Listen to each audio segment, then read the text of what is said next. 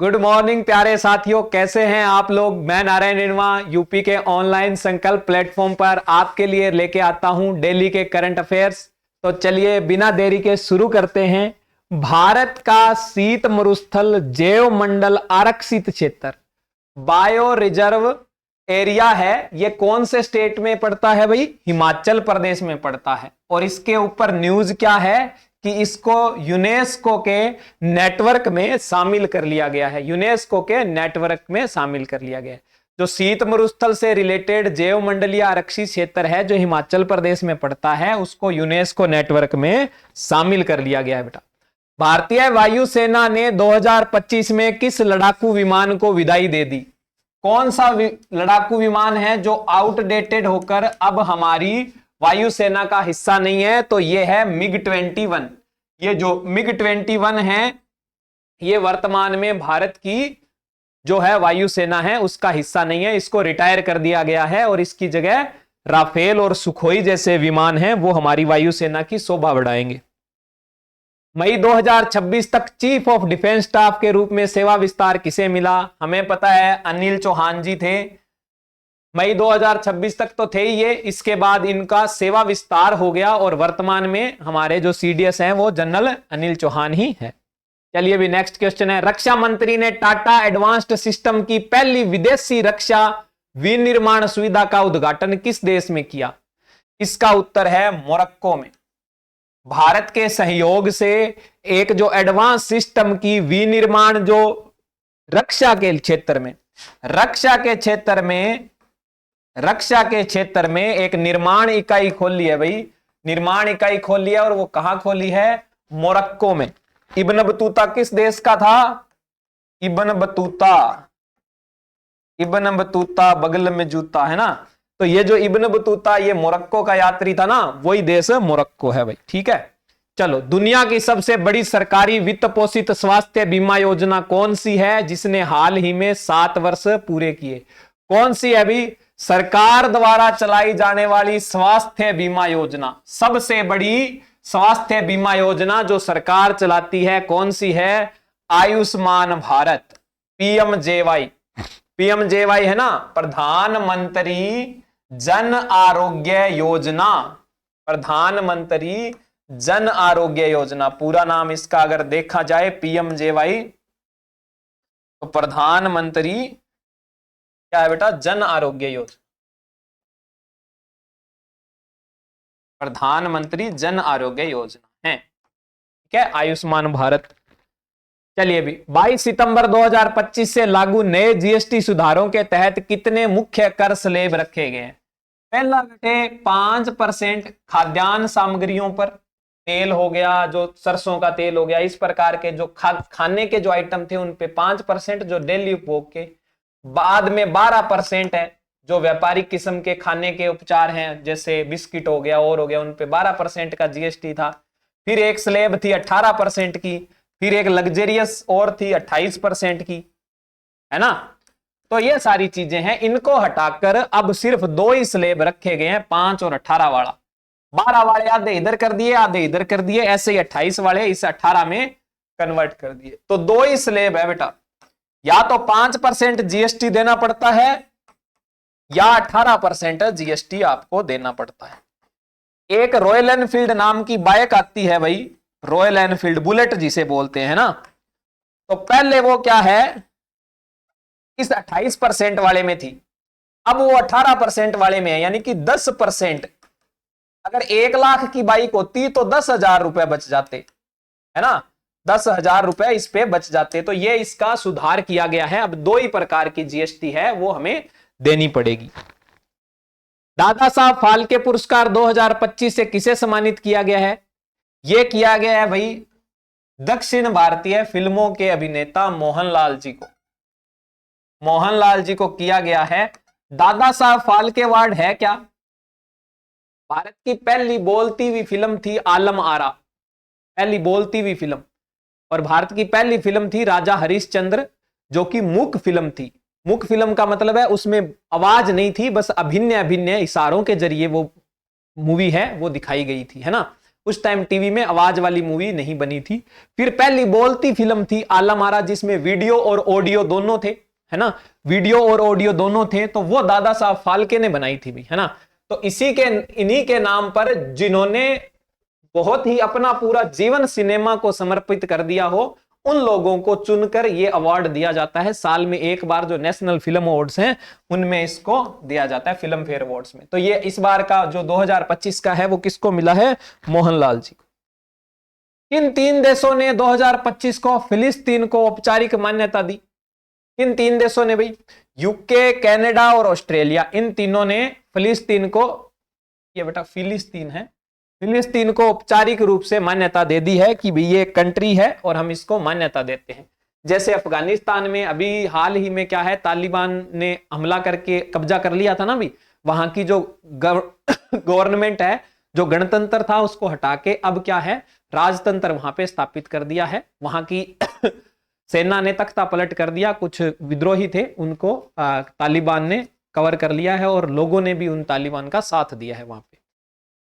तो अभी क्या है, तालिबान भी जो तालिबान वाली सरकार है अफगानिस्तान में, वो क्या है कि विभिन्न देशों को, देश का, राष्ट्र का मतलब उसको स्थायित्व के लिए वो मान्यता लेने के लिए कभी भारत आ रहे हैं, कभी किसी देश का दौरा कर रहे हैं उनके विदेश मंत्री, है ना।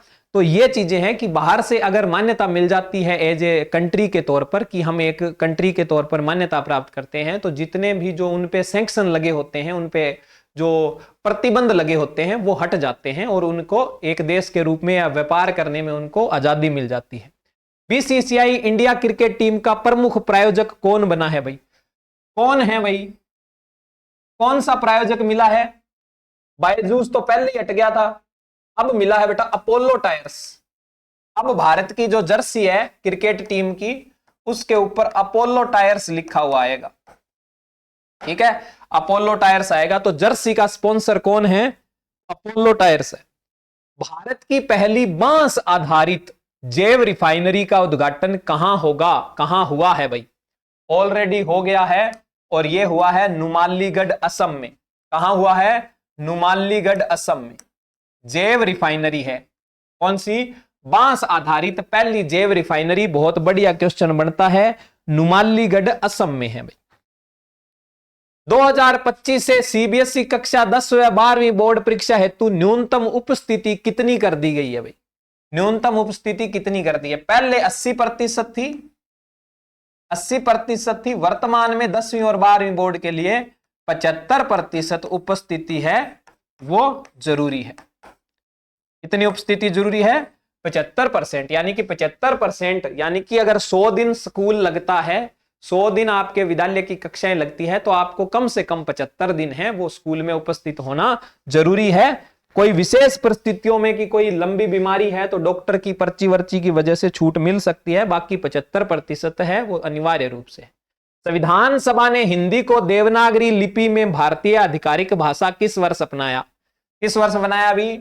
1949 में, 14 सितंबर, 14 सितंबर। देखो भाई, 2 प्रकार की भाषा होती है, एक तो राष्ट्रभाषा,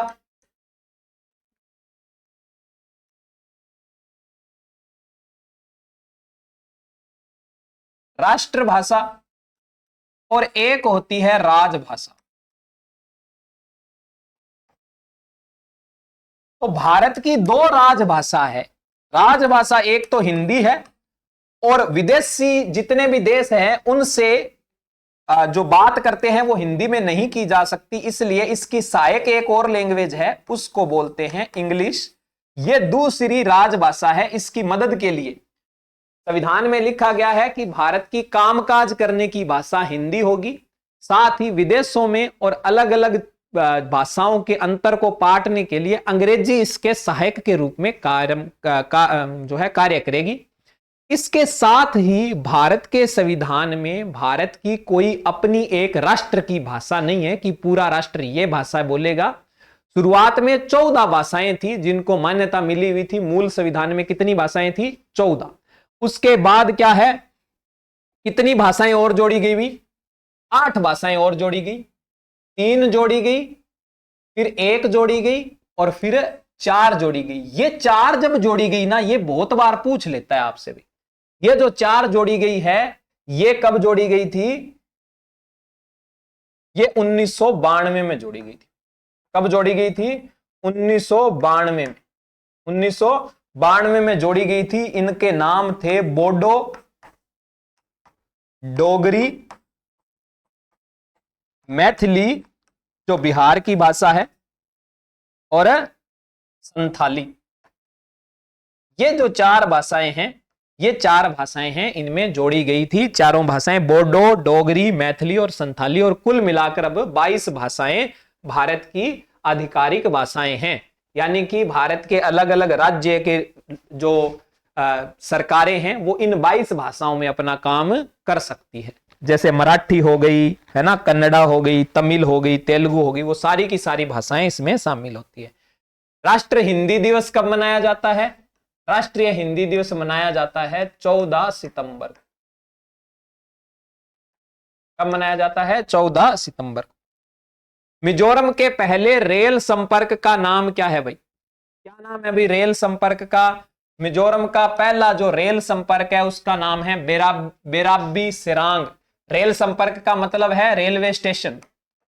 पहला रेलवे स्टेशन है मिजोरम में। क्या नाम है भाई? बेराबी सिरांग है वो रेलवे स्टेशन है। नेपाल की पहली महिला प्रधानमंत्री कौन बनी भाई? ये एक बहुत बढ़िया क्वेश्चन है भाई। पहली महिला प्रधानमंत्री, पहली महिला न्यायाधीश भी यही है और पहली महिला प्रधानमंत्री भी यही है, सुशीला कार्की। क्या नाम है? सुशीला कार्की।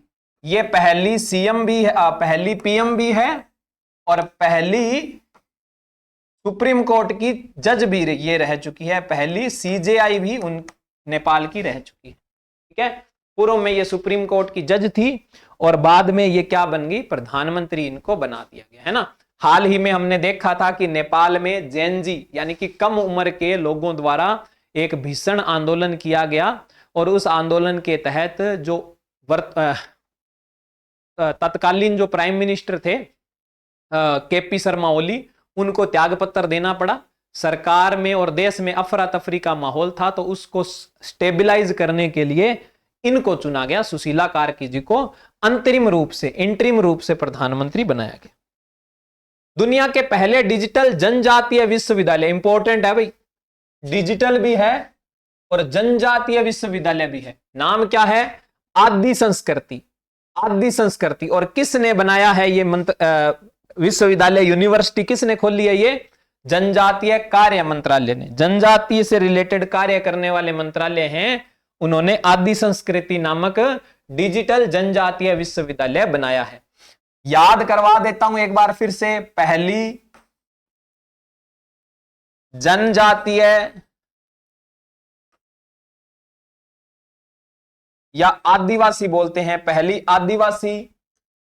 आदिवासी राष्ट्रपति कौन है भाई? पहली आदिवासी राष्ट्रपति कौन है? द्रौपदी जी मुर्मू। महामहिम है, अपने देश की प्रथम महिला हैं द्रौपदी मुर्मू। ठीक है, आदरणीय द्रौपदी मुर्मू जी हैं, ये अपनी देश की प्रथम महिला है और पहली आदिवासी राष्ट्रपति है। फिच रेटिंग्स के अनुसार भारत की जीडीपी वृद्धि अनुमान कितना संशोधित किया गया? ये फिच रेटिंग्स है, बहुत इंपॉर्टेंट है भाई, इसमें पूछ लिया जाता है। इसने भारत का जो वृद्धि अनुमान लगाया है वो 6.9% लगाया है जीडीपी का। सितंबर 2025 में भारत के 15वें उपराष्ट्रपति कौन चुनेंगे भाई? कौन चुनेंगे? जगदीप धनखड़ ने इस्तीफा दे दिया। इनको दबाव में आकर इस्तीफा देना पड़ा और इनकी जगह सीपी राधाकृष्णन जी हैं, इन्होंने क्या कर लिया? शपथ ग्रहण कर ली और वर्तमान में अपने देश के उपराष्ट्रपति कौन है? सीपी राधाकृष्णन हैं।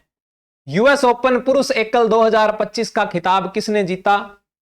यूएस ओपन 2025 याद रख लेंगे, कार्लोस अल्काराज। कार्लोस अल्काराज 2025 का यूएस ओपन का खिताब किसने जीता? कार्लोस अल्काराज ने। भारत की पहली पूर्णतः भारत निर्मित सेमीकंडक्टर चिप, क्या नाम है भाई? बहुत इंपॉर्टेंट क्वेश्चन है, बहुत ज्यादा इंपॉर्टेंट क्वेश्चन है, स्टार लगा लो इसको। भारत की पहली पूर्णतः भारत निर्मित, भारत में ही बनाई गई है सेमीकंडक्टर चिप। ये जो हमने इंटीग्रेटेड सर्किट देखे ना, बहुत सारी चिप्स लगती हैं, माइक्रो प्रोसेसर है ना, तो फोन में हम देखते हैं ना कि इसमें ये प्रोसेसर है, वो प्रोसेसर है। तो भारत की पहली कौन सी है भाई? विक्रम 3201, विक्रम 3201, ये भारत की पहली भारत में निर्मित चिप है भाई। टाटा इलेक्ट्रॉनिक्स भारत का पहला सेमीकंडक्टर हब या फेब कहां बना रही है? धोलेरा के, गुजरात के धोलेरा में, गुजरात के धोलेरा में टाटा ने इलेक्ट्रॉनिक्स, टाटा इलेक्ट्रॉनिक्स भारत है, वो अपना पहला सेमीकंडक्टर फेब कहां बना रही है? धोलेरा, गुजरात में बना रही है। तो ये आज के अपने कुछ महत्वपूर्ण प्रश्न थे। वीडियो को लाइक जरूर कर दें और चैनल को सब्सक्राइब कर लें ताकि रेगुलर आपको जो करंट अफेयर्स की अपडेट है वो आप तक पहुंचती रहे, और बेल आइकन दबा दीजिए ताकि आपको नोटिफिकेशन के माध्यम से सुबह जब ये क्लास हर दिन रेगुलर आपको मिलती है तो आपके फोन पर नोटिफिकेशन पहुंच जाए। डेली भाई 5-10 मिनट का काम है, एक बार पढ़ लिया उसके बाद वो आप बाकी का अध्ययन कर सकते हैं। करंट अफेयर्स की आपकी जो भी प्रॉब्लम है वो इन वीडियोस के माध्यम से आपकी पूरी तरह से दूर हो जाएगी। फ्री वीडियो है, एकदम निःशुल्क, देखिए आराम से और लाभ उठाइए भाई। चलिए धन्यवाद भाई, कल फिर आपके लिए हाजिर होऊंगा करंट अफेयर्स की बहुत ही रोचक जानकारी लेके। तब तक के लिए पढ़ते रहिए, मेहनत करते रहिए, जोश जुनून जज्बे के साथ।